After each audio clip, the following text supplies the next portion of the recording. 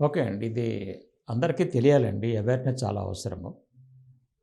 ఈ స్కిజోఫ్రీనియా గానీ, బైపోలార్ గానీ, ఓసిడి గానీ, ఈ సమస్యతో బాధపడేవాళ్ళు డెఫినెట్‌గా మెడిసిన్స్ వాడుతూ ఉంటారండి.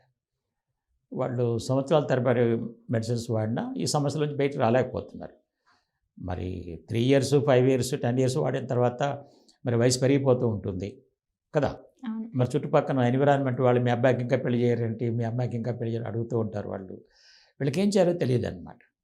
ఇంకా కొంతమంది సజెషన్స్ ఏమి ఇస్తుంటారంటే "ఏంది మీ అబ్బాయికి ఇంకా పెళ్లి చేయట్లేదు చేసేయండి."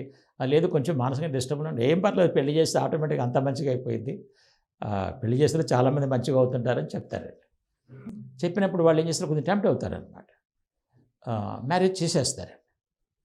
మ్యారేజ్ చేసినప్పుడు ఏమవుద్దంటే మరి వీళ్ళు ఆల్రెడీ ఒక 5, 6 ఇయర్స్, 10 ఇయర్స్ మెడిసిన్స్ వాడుంటారు కదా! హ్మ్. ఆ మెడిసిన్స్ సైడ్ ఎఫెక్ట్ వలన వీళ్ళలో కొన్ని ప్రాబ్లమ్స్ బయటపడతాయండి.